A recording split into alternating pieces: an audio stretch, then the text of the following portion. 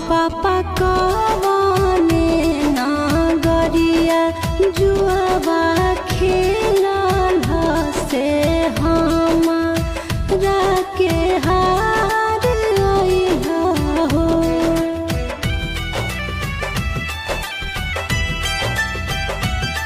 किया हो पापा कवने नगरिया जुआबा खेलल से हमरा के हार अइहा हो। किया गे बेटिया बाधन गरिया जुआबा खेलानी से तोहरे के हार आइली गे।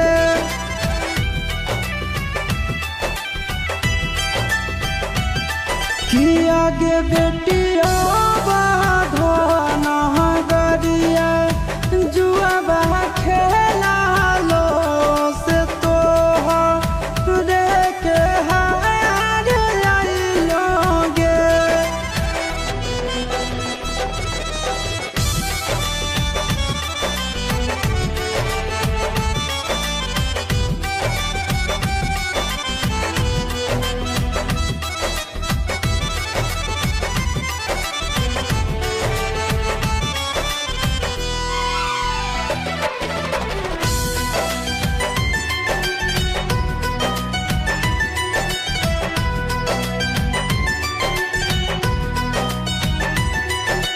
अहो पापा गइया बछड़ुआ काहे न हरल से धिया वे के हार अइहा हो।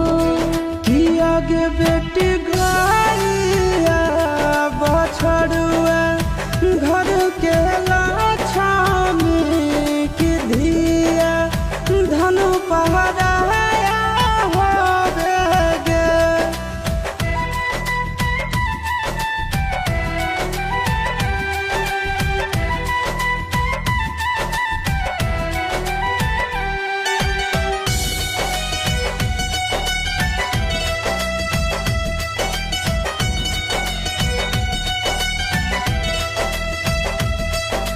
अहो पापा फूलवा जस सहे जल काहे कटवा जसने काल के घर से फेंक देला हो।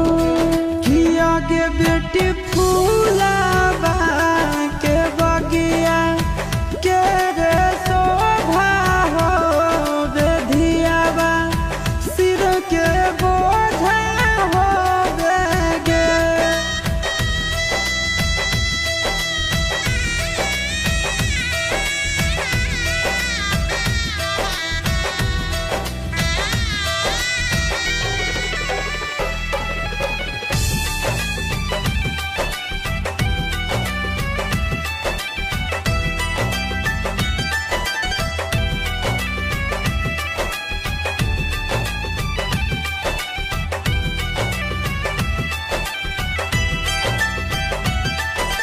अहो पापा नहीं हम रहनी चोरनी चटनी की नहीं हम कुलक्षणी रहनी हो।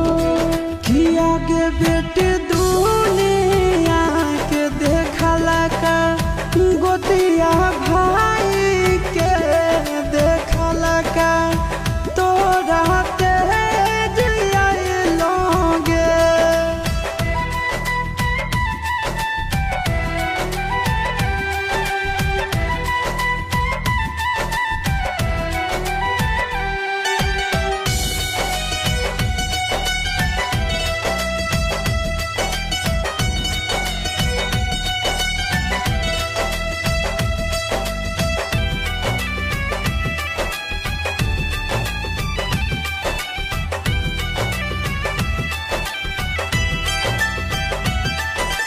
अहो पापा घरवो से नहीं निकले कहो हाल हो आज दोसर गाँव भेल